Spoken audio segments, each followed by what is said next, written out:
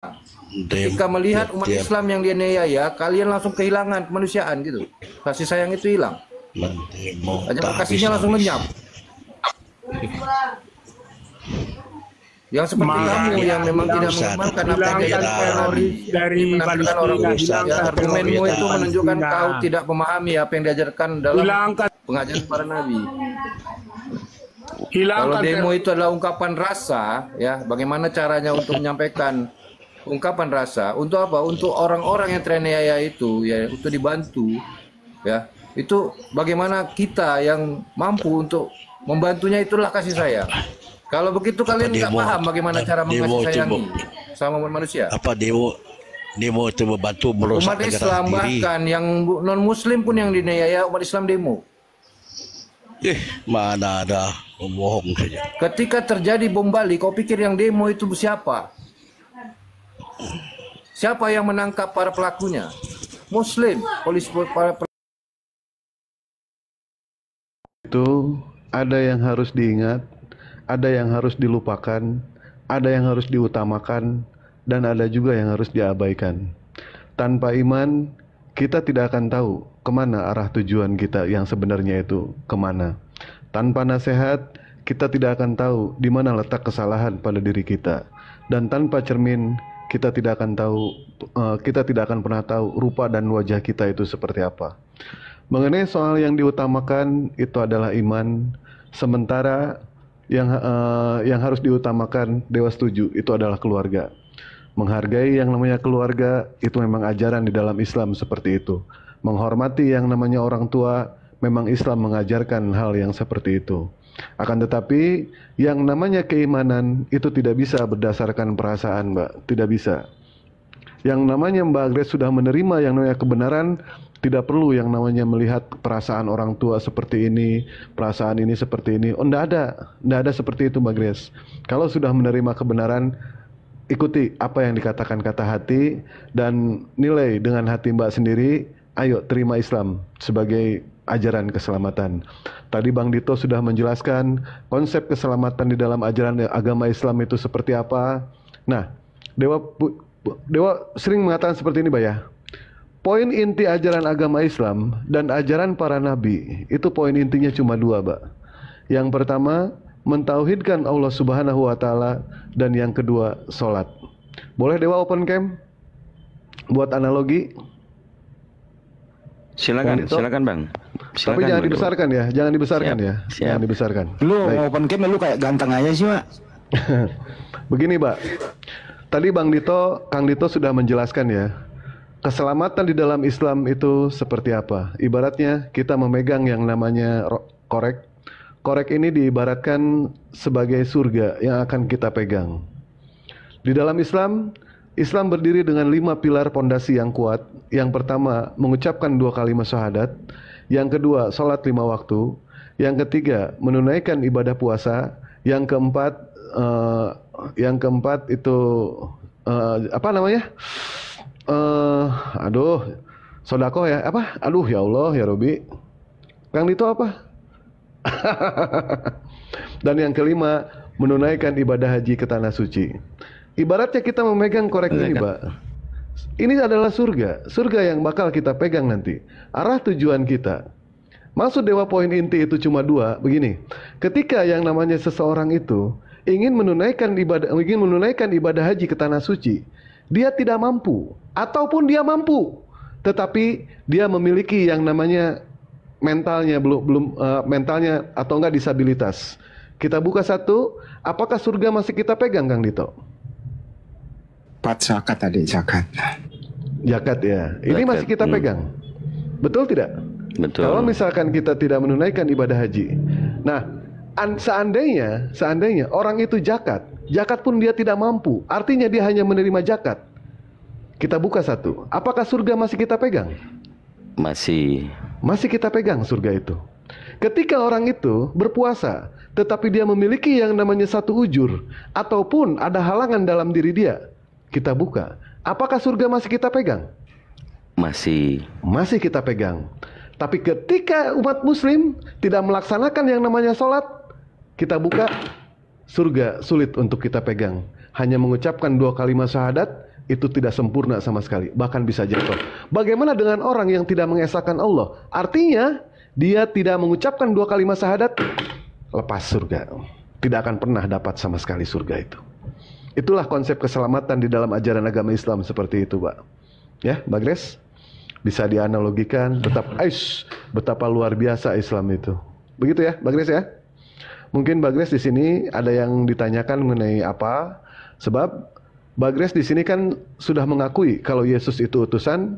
Kita tidak ada yang namanya diskusi kalau seperti itu. Berarti kita tinggal menceritakan sosok baginda Rasulullah SAW. Seperti apa baginda Nabi Muhammad itu? Ajarannya seperti apa? Silakan bertanya, Mbak Grace. Sudah mau bikin ya Mbak Grace, semoga tadi. Saya masih ingat dulu kisah Firaun ya. Firaun itu sangat brutal sekali begitu. Di ujung hidupnya sama dengan Mbak Grace tadi. Di ujung hidupnya sakratul maut baru ingin bertobat. Tapi Allah Subhanahu wa taala mengunci mulutnya. Jadi nggak semudah itu mau direncanakan. Nanti sakratul maut mau mengucapkan 2 kalimat syahadat. Itu sih contoh dari Firaun. Lanjut. Iya, Dinda, Grace boleh mau mengutarakan apapun, silakan. Ya sebenarnya sih nggak ada lagi sih yang mau disampaikan sih Bang. Oh iya, misalnya nih kita itu bisa nggak sih kalau mengikuti Islam itu boleh nggak masuk gereja, tapi cuman ngikut ininya aja, nggak mengimani, nggak ikut ibadahnya gitu, tapi cuman ikut masuk gereja itu bisa nggak? Bang Handi tadi udah memaparkan ada salah satu saudara teman kita yang sudah mualaf dan beliau pastor gitu ya, jadi nggak ada masalah. Tergantung niat, terus di dalam mau ngapain. Kalau hanya tidak mengikuti, ya mengikuti seremoni ibadahnya, ya no problem. Tapi kalau ikut bernyanyi-nyanyi ya udah, itu namanya mencampur adukkan akidah. Tapi kalau bisa sih dihindari aja, gitu sih. Iya, secara kan misalnya kan nanti kan keluarga kan masih Kristen gitu kan, ya cuman ngikut aja Bang gitu. Bisa nggak ya itu nanti? Untuk sementara bisa, yang penting hati Mbak itu untuk supaya tidak mengecewakan mereka. Yang penting niat, ya niatnya aja. Mau ngapain masuk gereja kan gitu. Kalau saran dari saya sih, Mbak, mendingan hindari aja. Seperti apa yang Bang Handi katakan, di dalam Islam kami sudah jelas ya. Di dalam Al-Quran mengatakan apabila kita mengikuti kaum itu sedikit demi sedikit, Pak. Jadi diusahakan mendingan dihindari saja. Tapi terlepas dari Mbak ingin menghargai keluarga, niatnya untuk apa? Apakah untuk ibadah? Kalau untuk ibadah jelas itu dosa. Tapi kalau niatnya untuk menghargai Mbak nunggu di luar, itu Dewa rasa itu emang tidak ada masalah itu, Pak. Seperti itu. Justru yang harus Mbak lakukan itu ketika yang namanya Mbak sudah mengucapkan 2 kalimat syahadat, ajak keluarga semua. Ajak. Bukankah Mbak Grace pengen berkumpul nanti sama keluarga di surga? Bukankah pengen seperti itu? Betul, Mbak Grace? Di dalam ajaran Kristen, ketika Mbak Grace masuk ke surga, Mbak Grace tidak akan pernah bertemu dengan keluarga lagi. Saya pribadi, Mbak Grace ya, ngapain saya masuk ke surga kalau di surga ternyata tidak ada keluarga saya? Kalau di surga ternyata saya tidak bisa ketemu dengan Kang Dito. Saya tidak pernah berjumpa dengan Bang Handi. Alangkah tidak fair surga seperti itu. Yang namanya surga itu kita akan dikumpulkan kembali. Ini kesempatan Mbak Grace untuk mengajak bukan melalui obrolan, bukan melalui perdebatan dengan keluarga, tetapi tunjukkan akhlak Mbak Grace sebagaimana akhlak seorang muslim. Nanti perubahan akan terjadi dengan sendirinya, sedikit demi sedikit, yang tadinya amarah berubah jadi kesabaran dan lain sebagainya. Itu saran dari Dewa. Kesempatan Mbak Grace untuk mengajak keluarga. Ya, tidak ada keselamatan Mbak Grace selain di dalam Islam, tidak akan pernah ketemu. Orang-orang mereka mengatakan, yang namanya surga dan neraka ataupun azab kubur itu hanya cerita, itu hanya dongeng. Memang betul diakui. Yang namanya ketika kita itu di dunia adalah nyata, akhirat cuma cerita. Tetapi ketika kita meninggal nanti, akhiratlah yang nyata, dunia tinggal cerita itu guys. Tinggal cerita semuanya itu. Ibaratnya kita ini panggung, cuma panggung. Ketika orang mendirikan panggung, pasti akan dihancurkan panggung itu. Betul Pak Grace? Seperti itu. Sama di dunia. Allah akan hancurkan dunia sehancur-hancurnya. Allah nanti akan menciptakan ibaratnya satu desa yang tempatnya itu jauh dari yang namanya, tidak ada yang namanya syirik, tidak ada yang namanya dengki, tidak ada yang namanya kemunafikan. Disitulah kita akan menemukan kedamaian di situ, di surganya Allah. Itu Pak Grace. Nah, ini udah ada Mbak Nora nih. Assalamualaikum Mbak. Waalaikumsalam. Mbak Nora, bisa nggak Anda berkisah? Ya, bisa nggak Anda berkisah di sini? Karena dulu memeluk Islam itu apakah langsung direstui keluarga atau langsung happy begitu pengalaman waktu memeluk Islam? Silakan. Sebentar Bang, saya open cam ya. Oke.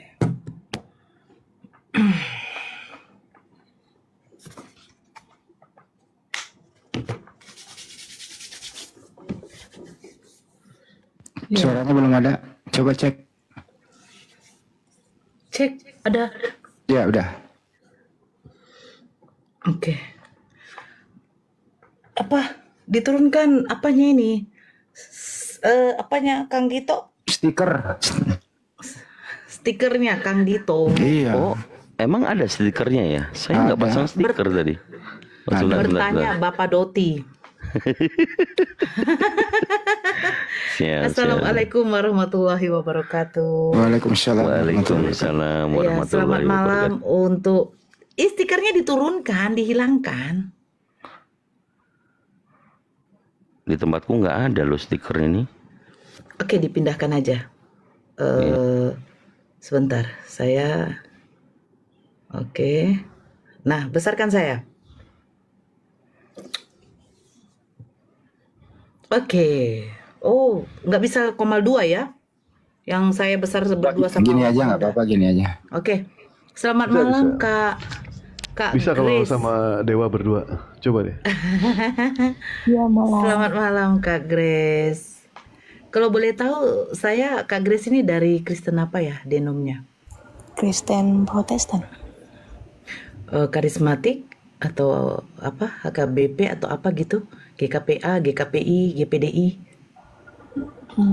Dia sejenis HKBP tapi versi ini apa? Ya, versi kayak GKPI. gitu. Enggak GKPI. Enggak. Gimana ya? Oh, Batak apa? Batak apa? Enggak Batak. HKBP. Jadi nama gerejanya apa kalau boleh tahu? Nama gerejanya sih kemarin Gereja Amin gitu aja. Oh, Gereja Amin. Kak Grace di mana tinggal? Lagi stay di Batam. Oh, di Batam. Jadi sampai sekarang masih gereja? Udah lama nggak ke gereja. Oke. Pandangan Kak Grace, menurut Kak Grace, Islam itu bagaimana? Kalau boleh saya tahu dulu sedikit. Ya, pandangan gimana ya ini ya? Nggak apa-apa.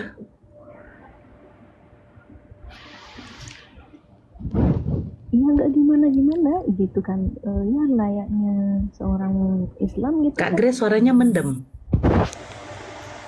Oke, sudah. Ya, Gimana, Kak? ya Islam itu ya kayak ya Islam pada umumnya gitu kan, berjilbab. Gitu. Bukan. Dalam konsep ketuhanannya, Kak. Kita ini kan, keimanan kita ini paling pertama adalah konsep ketuhanan. Mengenal siapa Tuhan kita, apakah betul itu adalah sesembahan yang memang dianjurkan ataupun yang dilakukan, yang disembah oleh nabi-nabi kita terdahulu. Nah, begitu. Menurut Kakak, konsep ketuhanan di dalam Islam yang Kakak sudah sejauh ini yang Kakak tahu gitu. Ya yang Grace tahu di Islam itu ya nggak ada yang sanggup melihat Tuhan itu seperti apa rupanya gitu. Oke.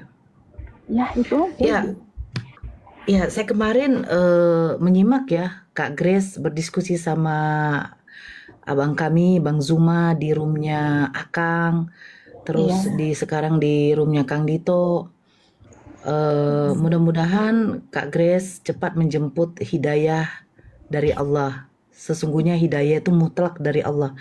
asbab karena apa Kak Grace menjemput hidayah itu adalah urusan Kak Grace dengan Allah itu sendiri, Tuhan itu sendiri.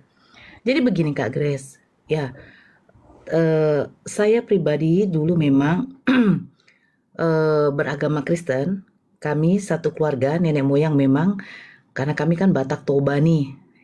Batak Toba ini jarang yang beragama Islam, apalagi Margaritonang. Kecuali ada sebagian kayak Siregar, ada Nasution, ada pun juga yang masih Kristen, ya kan? Saya ceritakan sedikit ya Kak Grace ya. Saya itu gereja di Karismatik, Gereja Betel Indonesia. Saya tidak perlu sebut nama gerejanya. Mama saya di GPDI. Kenapa saya berbeda? Karena memang saya orangnya, kalau di Karismatik itu kan kita bisa mengeksplor. Mengeksplor itu maksudnya apa? Kayak kita penyembahan kepada Tuhan, lagu-lagu apa yang bisa kita pilih. Terus kalau Karismatik itu kan biasanya melakukan penginjilan ke gereja-gereja yang kecil yang di situ memang minoritas Kristennya. Begitu. Saya lebih suka yang seperti itu, kegiatan gereja-gereja seperti itu daripada kayak GPDI, HKBP. Nah, itu kan mereka berstruktur. Nah, begitu. Jadi saya itu masuk Islam, gadis, itu memang seperti yang dikatakan Bang Handi, itu tidak ada restu. Apalagi, tahulah kalau Batak, orangnya keras. Apalagi memang bapak saya ini, orangnya sifatnya, wataknya itu keras. Keras, kami ini perempuan semua, nggak ada laki-laki. Keras, dan memang jujur ya, bapak saya itu tidak begitu suka sama Islam. Makanya saya dulu waktu kami bersaudara ini, kalau sekolah itu tidak pernah kami membawa teman-teman kami ke rumah itu yang beragama Islam. Gak pernah. Karena bapak kami gak suka. Apalagi yang berjilbab. Itu gak suka sama sekali. Nah, asbab masuk Islam itu bukan karena saya pelajari Al-Quran. Saya tidak mengenal Al-Quran. Saya tidak tahu isi Al-Quran. Bahkan nama Yesus yang disamakan dengan Nabi Isa di dalam Al-Quran itu saya juga sebenarnya tidak tahu. Kami buta Al-Quran. Tidak tahu sama sekali. Yang tahu ya Nabi Muhammad. Tahu Muhammad itu Islam gitu. Nama sesembahannya umat Islam ya yang disebut Allah itu. Nah kayak gitu. Tapi isi Al-Quran itu enak sekarang kan. Kristen aja ada yang tahu Al-Fatihah. Nah itu. Karena apa? Teknologi digital sekarang itu kan sudah membuming gitu. Jadi apa saja bisa di googling. Beda tahun 2003 itu kan HP Android saja ya, HP biasa saja itu susah untuk mendapati seperti itu. Itu orang yang berduit lah, kan begitu. Jadi saya masuk Islam itu ya karena pertanyaan saya kepada pendeta. Kita kan Tritunggal kalau Karismatik. Saya bertanya, pada waktu itu memang mau hari raya Paskah, saya bertanya siapa sih yang membangkitkan Yesus? Ya dibilang sama Pak Pendeta saya, ya Tuhan Allah itu sendiri katanya. Saya jadi berpikir, Tuhan dibangkitkan oleh Tuhan gitu loh. Jadi memang begini Kak Grace, kita dulu ya, saya membicarakan keimanan saya di Kristen ya. Kita ini dulu di Kristen ini malas memikirkan yang ribet-ribet. Malas. Intinya Yesus datang ke dunia menjadi Tuhan karena sayangnya sama kita. Tapi sementara kalau kita kaji baik-baik isi Bible itu bertentangan semua dengan apa yang dihotbahkan oleh para pendeta. Kenapa saya katakan kayak gitu? Satu, baru saya menyadari konsep penebusan dosa dengan cara Yesus disalibkan nonsen. Satu pun tidak ada tercatat di dalam Bible itu. Pasti kita akan larikan karena begitu besar kasih Allah akan dunia ini. Sehingga ia mengaruniakan anaknya yang tunggal. Supaya setiap orang yang percaya kepada dia tidak binasa melainkan beroleh hidup yang kekal. Allah mengaruniakan anaknya. Itu katanya karena sayangnya makanya anak itu harus disalibkan. Untuk menebus dosa. Jadi saya berpikir di sini. Apakah dosa lebih penting bagi umat Kristen? Sehingga Tuhan tuh capek-capek datang menjadi manusia. Dia dilahirkan untuk menebus dosa. Nah, ini yang konsep yang memang betul berapa ya? Berantem di dalam otak saya. Sebenarnya memang malas mau mikirkan, ya udahlah. Intinya dosa saya ditebus. Ya tapi memang hati kecil saya itu tidak bisa. Akhirnya tergerak saya mencari tahu gitu loh. Saya mencari tahu dari teman saya sendiri bahwa adakah yang namanya Yesus itu di Al-Quran mereka. Dia bilang ada, tapi bukan Yesus, Nabi Isa. Tapi Nabi Isa itu tidak disalibkan. Saya tanya, kenapa tidak disalibkan? Ya karena Tuhan kami, Allah kami memuliakan nabi-nabi. Saya di situ kayak terasa seperti kawan saya yang ngomong itu kayak melempar saya di jurang yang dalam. Buak gitu. Allah saja, Tuhan mereka saja memuliakan nabi.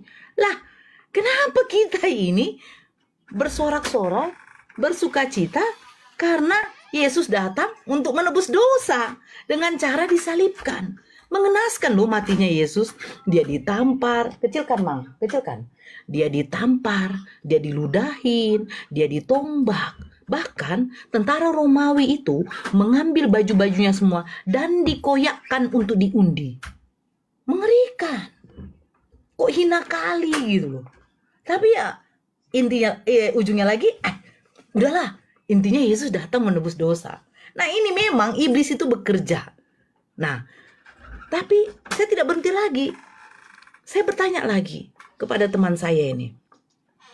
Itu Al-Quran itu memang kitab suci betul atau bagaimana itu?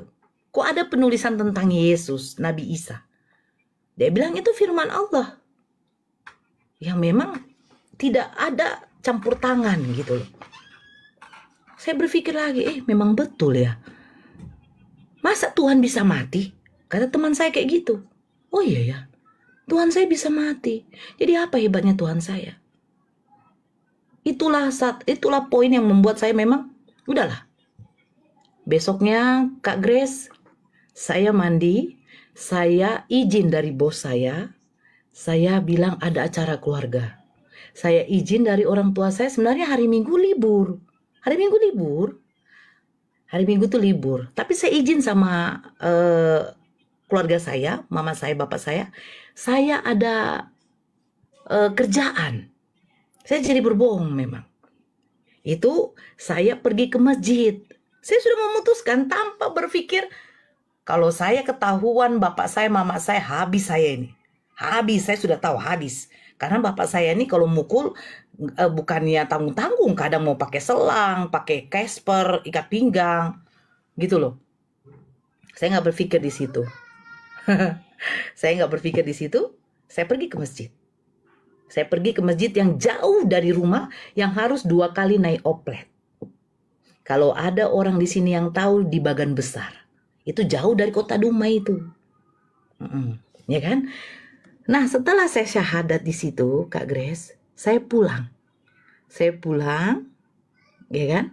Saya sempat singgah di toko untuk beli baju yang agak kaos-kaos lengan panjang, ya kan? Seperti biasa saja. Nanti kalau saya mau pergi ke tempat kerja, di dalam oplet itu saya pakai jilbab. Akhirnya ketahuan juga. Kalau kita orang Batak, dibilang bau, nemboru. Tapi orang kan kadang kurang apa. Saudaranya dari bapak, nomboru saya. Pertama yang tahu itu. Bukan nomboru kandung, karena satu marga aja. Dia lihat saya pakai jilbab di tempat kerja. Ditelepon orang tua saya. Bapak saya datang dari kantor. Sampai di rumah. Sepatu dia, taulah sepatu dinas ya. Sepatu kantor. Yang model lengkung-lengkung itu. Masih keras itu. Itu habis saya ditampar itu. Ditampar, dipukul, mama saya saja yang nangis. Sampai dibilangnya, mau kau bunuh anakmu ini? Mau kau bunuh? Ya biar aja mati nih. Udah silom dia, udah Taliban dia, katanya tuh. Itulah saking gak sukanya orang tua saya. Nah, itu lemari saya dibongkar. Dilihat di situ ada sejadah, kecuali Al-Quran. Karena waktu saya mualaf, saya dikasih hadiah. Mukena, sarung sholat, ya kan? Itu dibakar, kecuali Al-Quran. Nah, saya di situ tidak boleh lagi kerja, saya dikurung di kamar, terus adik jangan bolak-balik, terus mama itu masih kasih makan saya ya B2, tapi memang saya tidak makan itu, saya tidak makan, saya buang itu di ada jendela di kamar itu kan berjendela itu di belakang langsung hutan, saya buang aja di situ, saya buang, adik saya lah yang ngasih saya makan, dia beli dari luar, ada saya simpan uang. Nah, jadi poinnya begini Kak Grace, ya. Kita yang hijrah ini memang tidak enak.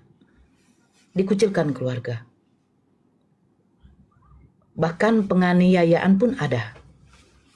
Tapi itu, makanya saya bilang, kalau sudah hidayah dari Allah, itu tidak bisa lagi. Tidak bisa lagi yang untuk merubah hati kita. Sekuat apapun hantaman mereka, pukulan mereka, cacian mereka, hinaan mereka, saya tetap bersiteguh. Tetap keimanan saya harus Islam. Nah, seperti itu.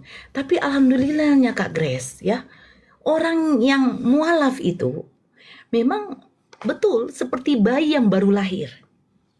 Dosa-dosanya yang terdahulu itu diampuni oleh Allah, dihapuskan oleh Allah, karena dia sudah hijrah. Nah, apalagi kita meminta kepada Allah. Bayangkan anak yang polos ketika berdoa meminta kepada Allah yang ibaratnya belum ada dosa. Tidak mungkin Allah tidak kabulkan. Kan seperti itu.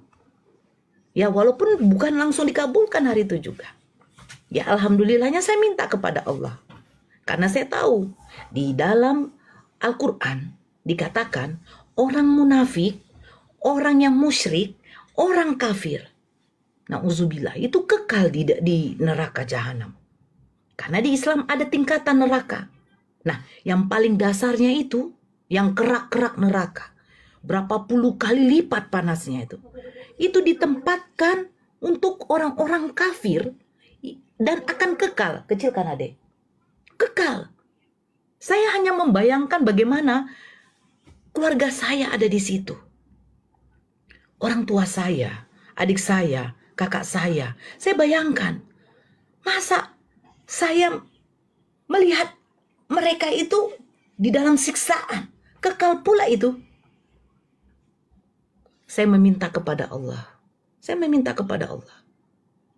Jangankan tidak usah pun diberi pun harta di dunia ini, asalkan keluarga saya itu masuk Islam semua. Saya pertama meminta kepada Allah itu ayah ibu saya. Kecilkan adik. Kecilkan adik. Ayah ibu saya masuk Islam. Saya tidak kuat. Saya tidak kuat. Ayah ibu saya, Kak Grace, jangan dijeda, nanti rungkat. Saya tidak kuat ayah ibu saya di neraka jahanam. Tapi apa yang terjadi? 2003 saya masuk Islam. Alhamdulillah, bapak saya 2007 masuk Islam. Adik saya yang sudah menikah, alhamdulillah dia sekarang masih di sini. Kakak saya juga yang udah duluan menikah sama agama Kristen, alhamdulillah. 2011 mereka masuk Islam, 2012. Jadi Allah itu memang mendengarkan doa saya. Alhamdulillah, mendengarkan. Allah sayang kepada saya. Ketika kita betul-betul meminta kepada Allah, insya Allah, Allah akan mengabulkan doa kita.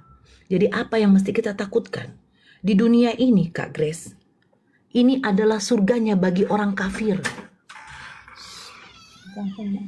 Ini adalah surganya bagi orang kafir. Di dunia ini.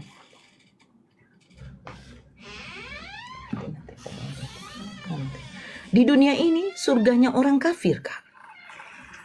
Karena mereka nggak ada tempat di surga. Mereka di neraka. Tapi bagi kita umat muslim, dunia ini adalah neraka bagi kita. Kata Yesus kan hidup yang kekal itu bagaimana? Hanya mengenal satu-satunya Tuhan yang benar, yaitu Allah. Allah. Allah itu siapa bagi Yesus? Suaranya tidak bisa kau dengar, rupanya tidak bisa kau lihat. Banyak saudara-saudari kita di sini yang masuk Islam mendapatkan perlakuan yang tidak baik dari saudaranya, dari keluarganya. Apakah itu yang membuat mereka punya hati jadi tidak jadi rapuh? Tidak, Kak Grace. Banyak di sini. Si Yoga salah satu, si Jai. Bagaimana perlakuan keluarga mereka? Bahkan diusir. Tapi tetap mantap keimanan mereka kepada Islam. Karena di dalam Al-Quran, Allah sendiri mengatakan, sesungguhnya agama yang diridhoi oleh Allah hanyalah Islam. Apakah Yesus mengatakan Kristen? No. Bahkan Yesus tidak pernah mengenal Kristen. Yesus punya Tuhan. Apakah mungkin kita menyembah Tuhan yang punya Tuhan? Ini logika kita saja. Jadi, kalau prinsip saya Kak Grace, hidup sekali, mati sekali. Tapi setidaknya saya mati dalam keadaan Islam. Setidaknya saya mati dalam keadaan Islam. Karena apa? Islam itu artinya selamat. Jadi apa pasti yang lagi ditunggu? Perlakuan dari keluarga itu tidak akan pernah memang akan terima baik sama kita. Tidak akan. Bahkan akan diupayakan bagaimana kita murtad lagi. Tapi kita minta sama Allah. Dikuatkan keimanan kita. Sampai sekarang pun keluarga kami masih diganggu juga sama keluarga kami. Mereka merayu ibu saya untuk masuk tetap Kristen karena ayah saya sudah meninggal. Karena ayah saya sudah meninggal. Dirayu. Tapi apa? Alhamdulillah kami bersih teguh dengan keimanan kami. Ibu saya tidak mau tergoda dengan harta, uang yang dijanjikan. Karena apa? Ketika dia menerima harta itu, dia mati dalam keadaan kafir. Nauzubillah. Bagaimana mungkin Allah menerima orang-orang yang sudah menyekutukannya? Bukankah di dalam hukum Taurat yang pertama, jangan ada padamu ilah lain di hadapanku. Penegasan dari Tuhan, tidak mau ada ilah lain.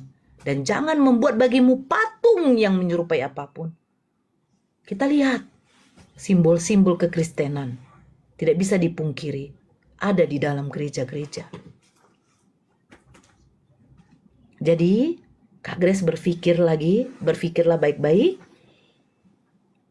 Kita belum tahu, mungkin waktu turun dari sini Allah mengutus malaikat mautnya untuk mencabut nyawa kita.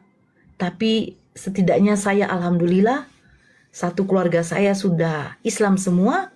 Kalaupun Allah mau mencabut nyawa kami, silakan.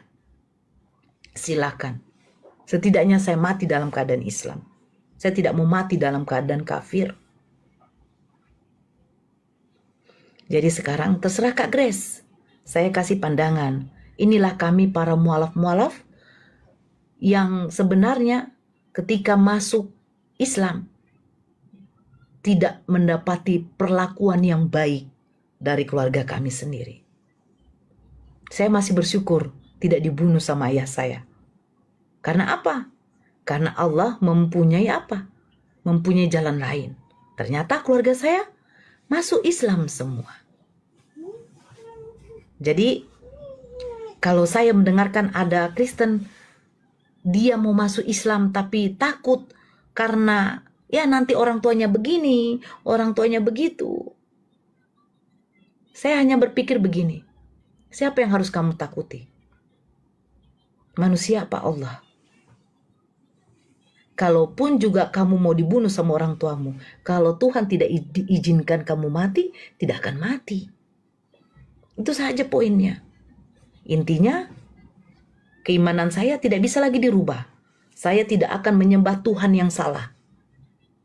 Saya tidak akan menyembah manusia yang dikatakan oleh Yesus sendiri. Aku adalah utusan. Hamba tidaklah lebih tinggi daripada tuannya. Bapa yang mengutus aku. Aku dan Bapa adalah satu. Satu apa? Satu misi. Untuk menyampaikan apa? Menyampaikan firman Tuhan. Isinya apa? Isinya tentang tauhid. Seperti ajaran Nabi Musa. Bahwa menyembah hanya kepada satu-satunya Tuhan yang benar. Yaitu Bapa yang tidak kelihatan rupanya, yang tidak bisa kau dengar suaranya. Selesai fix.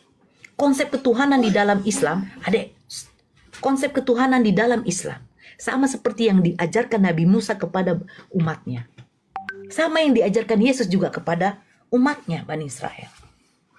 Hai Bani Israel, dengarkanlah hukum yang terutama itu ialah Tuhan Allah kita, Tuhan yang Esa. Tuhan Allah kita, Tuhan yang Esa. Di dalam surat Al-Ikhlas apa?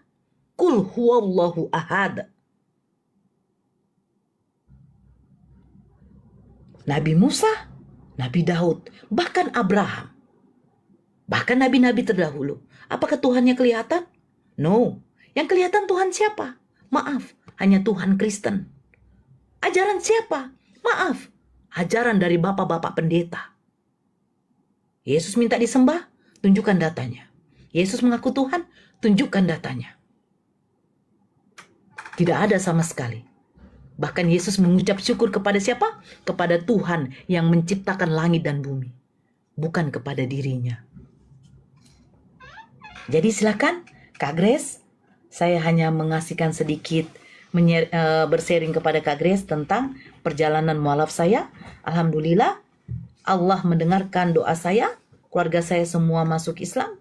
Jadi kami sudah merasa senang, puas. Setidaknya Allah mengambil nyawa kami meninggal dalam keadaan Islam. Silakan Kak Grace, saya dengarkan. Ya, terus waktu bundanya balik dari masjid itu, ceritanya ini kan ada dikurung nih. Terus apalah kata bapaknya bunda habis itu setelah tahu bundanya masuk Islam? Mau saya kasih tahu bahasanya, nanti saya kena banned. Dia bilang aku binatang. Dia bilang aku B2. Tahulah kalau Batak. Dasar asu kau, biadab kau, anak setan iblis kau. Dia bilang, saya dipukul. Itu adik saya ada saksi. Kok bisa dimaafin aja habis itu? Enggak, saya dikurung.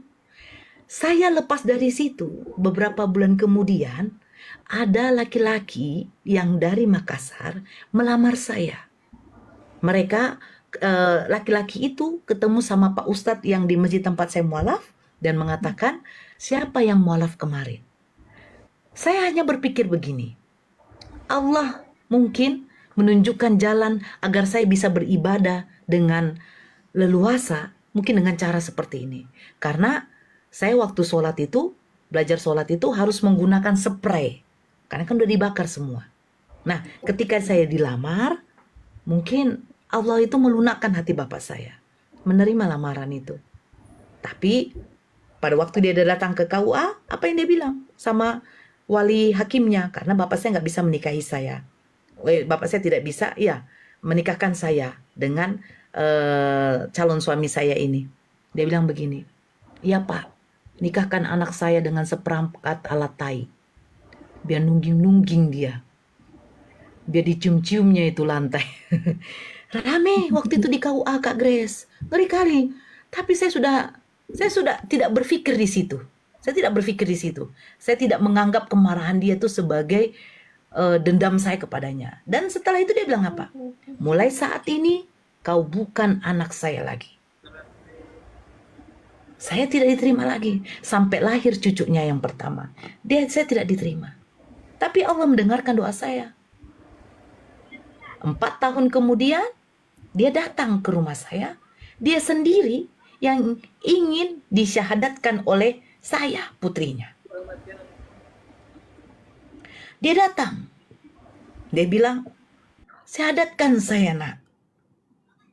Allah mendengarkan doa saya.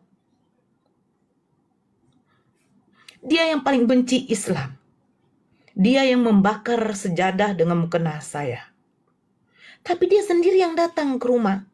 Bayangkan berapa tahun saya tidak mendengarkan suara dia. Kerinduan yang luar biasa kepada dia, kepada bapak saya. Tapi dia sendiri yang minta untuk disyahadatkan. Terus dia minta saya yang menemani dia orang pertama yang untuk menyaksikan dia syahadat. Makanya saya bilang, apa yang mesti kita takutkan di dunia ini? Ketika Allah sudah menakdirkan kita mati dalam keadaan ini atau dalam keadaan tidur, akan mati kita. Tapi bukan menjadikan gara-gara ketakutan kita, keimanan kita tidak bisa kita tentukan. Sementara kita sudah tidak meyakini dengan keimanan kita yang sekarang. Kita tidak meyakini lagi bahwa Tuhan saya ini adalah sosok manusia. Saya mau hijrah, tapi saya takut. Apa yang mesti ditakutkan? Saya di situ, Kak Grace, waktu saya sudah memutuskan saya akan syahadat, saya sudah merasa nyawa saya ini sudah digenggam sama Allah. Karena saya tahu bagaimana tabiat bapak saya. Makanya dikatakan mama saya, mau kau bunuh anakmu ini, saking bapak saya kuatnya memukul saya. Ditampar saya pakai sepatunya. Sampai ke dapur dia, diambilnya tuh parang. Makanya dibilang mama aku, mau kau bunuh anakmu ini, katanya. Tapi kalau memang Allah menakdirkan saya mati, saya sudah merasa lega. Karena saya sudah Islam. Tapi Allah tidak takdirkan seperti itu. Karena apa? Allah menginginkan apa? Keluarga saya ini semua masuk Islam. Makanya saya bilang sama Kak Grace, mana tahu asbab dari Kak Grace ini, keluarga Kak Grace ini mendapatkan hidayah dari Allah. Kita nggak tahu. Memang hidayah itu mutlak dari Allah. Pamannya baginda Rasulullah saja ketika meninggal belum sempat mengucapkan kalimat syahadat. Jadi apa yang mau kita takutkan? Kalau dibilang bahasa binatang, sudah semua. Mau dibunuh sama orang tua, sudah. Diusir orang tua, tidak dianggap anak lagi, sudah. Tapi apa? Ada hikmahnya dari semua ini. Ada. Allah memberikan jalan yang lebih baik lagi. Seperti itu Kak Grace. Allah menguji hambanya yang beriman Kak Grace. Bagi orang kafir itu bukan ujian, tetapi itu azab. Bagi orang yang beriman, itu adalah ujian dari Allah. Jadi Allah hanya menguji hamba-hambanya yang beriman. Diuji rezekinya, anaknya, suaminya, istrinya, keluarganya, mertuanya, semua diuji oleh Allah. Bagi orang-orang yang beriman. Tapi orang yang tidak beriman kepada Allah, itu adalah azab. Allah memberikan kesenangan. Kesenangan kepada orang-orang yang tidak beriman. Karena apa? Karena surganya orang yang tidak beriman adalah di dunia. Tapi orang yang beriman menganggap neraka adalah dunia ini. Jadi Kak Grace lah. Menurut Kak Grace bagaimana? Saya sudah menceritakan semua perlakuan tidak enak yang kita dapat ketika kita sudah hijrah. Tapi intinya kita bertawakal kepada Allah. Husnuzon kepada Allah. Jadikan semua perlakuan yang kita dapat itu adalah ujian dari Allah. Anak sekolah untuk naik kelas saja harus diuji, Kak Grace. Biar bisa dia naik ke level yang tinggi. Di sekolah aja ada ujian. Apa gunanya ujian? Agar kita bisa dilihat. Bisa nggak ini naik ke level yang lebih tinggi? Kalau sudah lulus, kita akan mendapatkan ridha Allah, rahmat Allah. Surga akan kita dapati. Seperti itu Kak Grace. Silakan Kak Grace. Ya, habis itu udah mendengar ceritanya Bunda sedikit ada gimana ya motivasinya juga ya ada sisa sedihnya juga. Gimana ya Kak Grace? Memang sungguh dilema. Memang dilema Kak Grace. Satu sisi orang tua kita. Iya. Satu sisi keluarga kita. Tapi satu sisi keimanan kita. Begini Kak Grace. Bagaimana mungkin kau bisa menyelamatkan keluargamu kalau engkau tidak bisa menyelamatkan dirimu sendiri? Betul kan? Selamatkan dulu dirimu sendiri. Minta kepada Allah. Sama hati itu seringkali bertengkar. Ya, seperti itu. Seperti itu Kak Grace. Ini berkecamuk. Hati tidak tenang. Tetapi minta kepada Allah. Diberikan jalan. Kalau hati Kak Grace sudah tergerak untuk mau mengucapkan kalimat syahadat, insya Allah, Allah akan memberikan yang terbaik. Walaupun jalannya tidak akan mulus. Itu kan Bunda, misalnya ini kan ceritanya Grace lagi di area di area asrama tempat kerja itu ya kan. Di sini kan kami itu kerja kan setiap hari. Nah kan nggak enak lah ya kan dilihat teman-teman kan udah tiba-tiba mualaf gitu kan.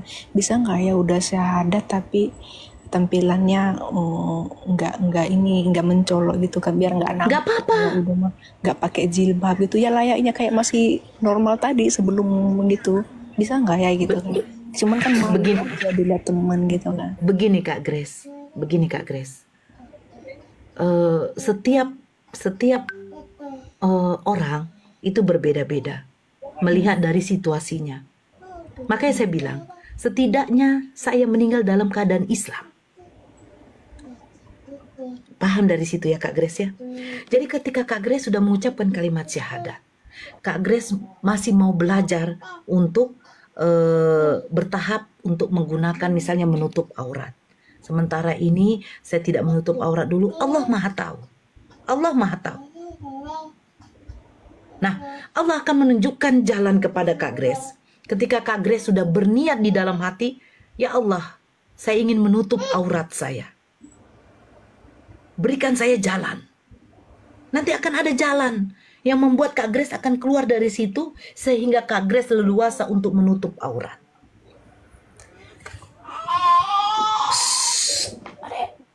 Berarti untuk sementara di tempat kerja itu nggak apa-apa ya kan? Nggak apa-apa Kak. Nggak apa-apa Kak Grace. Intinya Kak Grace sudah mengucapkan kalimat syahadat. La ilaha illallah. Tidak ada Tuhan selain Allah. Ingat, ketika umat muslim meninggoy menghadapi sakratul maut, yang kami harapkan itu apakah?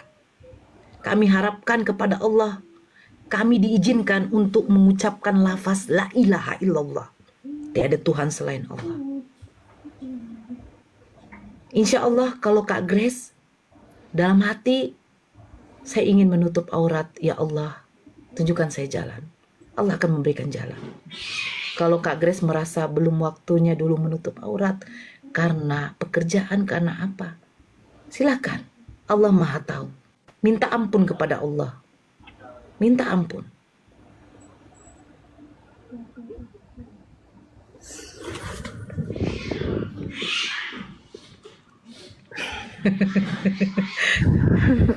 Saya kalau ada orang yang mau mualaf itu merinding saya Kak Grace.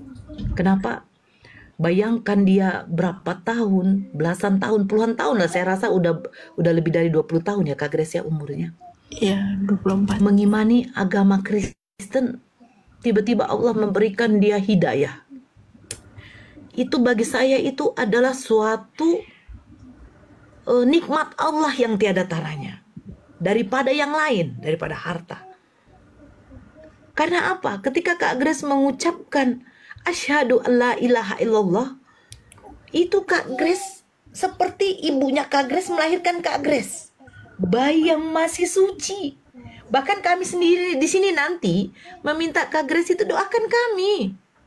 Doakan kami Kak Grace. Karena apa? Kak Grace ini dosa sudah tidak ada lagi. Diampuni oleh Allah. Semua dihapuskan. Kak Grace ini seperti bayi yang masih suci. Seperti anak saya nyanyi di belakang kakek. Karena itu anak yang tidak berdosa. Makanya saya kalau ada orang, bahkan yang tadi telepon saya, Mbak Bunda lagi sibuk enggak? Ini ada saudara kita Kak Grace ini, dia berniat mau masuk Islam. Oh, saya merinding situ. Iya, Bang Andi, saya masuk situ. Di Kang Dito, iya kata iya. Saya, aduh, orang yang mengucapkan kalimat syahadat itu merinding saya. Walaupun sudah 20 tahun yang lalu, saya tetap menangis. Karena apa? Ya memang begitu. Allah itu, gini Kak Grace ya, orang-orang yang mualaf ini, itu adalah orang yang dipilih oleh Allah untuk mendapatkan hidayahnya. Jadi kita ini sebenarnya bangga daripada umat muslim yang dari lahir, maaf. Tapi ada sedikit rasa cemburu saya itu, saudara-saudara muslim kita ini yang dari lahir bisa dikasih kesempatan oleh Allah untuk belajar lagi ilmu keislaman dari kecil. Kayak kita tidak. Tapi alhamdulillah, ternyata ada kelebihan dari seorang yang mualaf ini. Kelebihannya apa? Spesial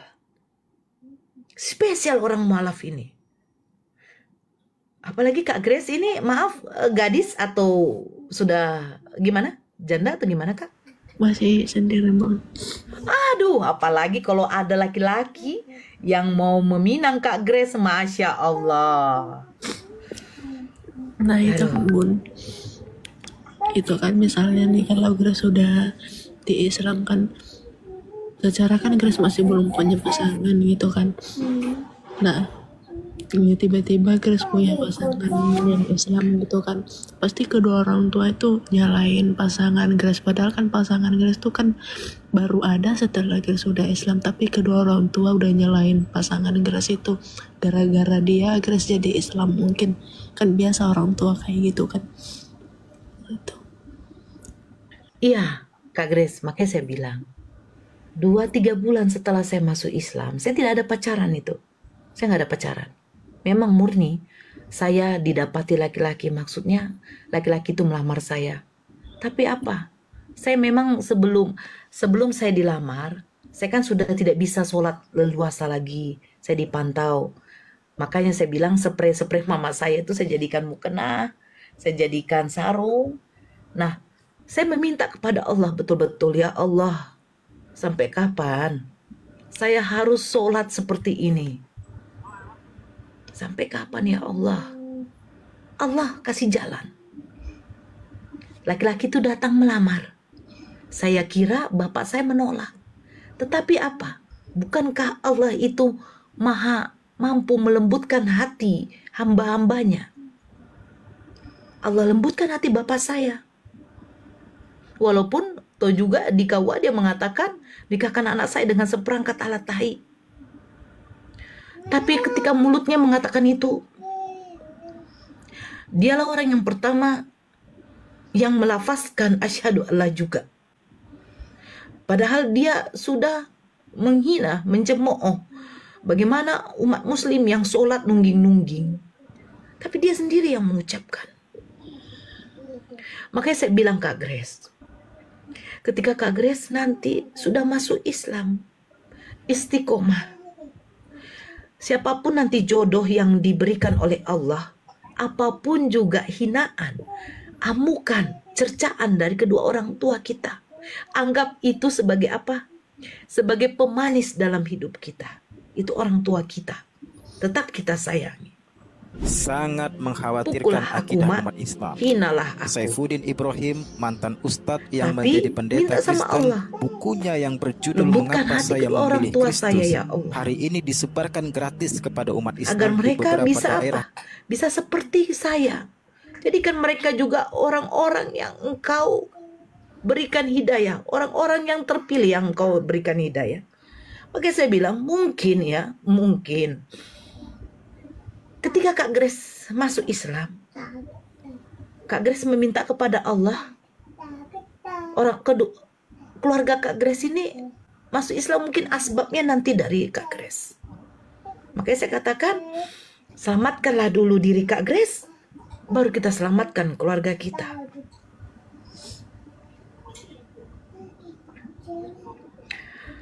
Saya kalau menceritakan tentang mualaf ini ya, kenapa sedih ya? Ya karena memang tidak enak perjalanan orang mualaf ini loh. Ya, tidak enak loh Kak Grace. Bapak saya, mama saya, juga adik saya, keluarga kami semua masuk Islam ini tidak enak perjalanannya Kak Grace. Bukannya kami mendapatkan kebahagiaan di dunia, nggak ada Kak Grace. Bukannya kami berkelimpahan harta setelah masuk Islam, nggak ada. Memang dunia ini sengsara bagi kami.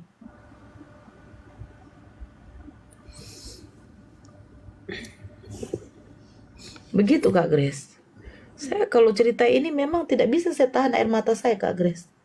Karena gimana ya, orang yang mualaf ini betul-betul pilihan Allah, spesial kali. Ibarat dia martabak Mesir, telurnya tak berapa tapi telur bebek. Seperti itulah. Gitu loh Kak Grace. Jadi gak usah. Jangan kita takut. Karena nanti gini orang tua saya. Setiap menghadapi orang tua, kita selawatan dulu. Baru zikir. Subhanallah. Subhanallah. Lembutkan hati orang tua saya, ya Allah. Subhanallah. Walhamdulillah. Allahu Akbar. Setiap, oi bodat, anjing kok binatang kok begini kok Grace. Subhanallah. Alhamdulillah. Allahu Akbar. Itu aja terus. Zikir terus. Allah maha melembutkan hati. Nggak bisa ngebayangin sih Bun, kan nanti pulang-pulang kan udah ketahuan Grace di Islam kan, nggak ngebayangin gimana itu murkanya mereka. Seperti bundanya saja masih di dekat orang tua, pulang-pulang aja ketahuan karena orang lain kena marah. Bagaimana dengan Grace yang pulang-pulang rantau tiba-tiba udah ketahuan kayak gitu? Apa bukan cuma keluarga aja, saudara-saudara, tetangga-tetangga saja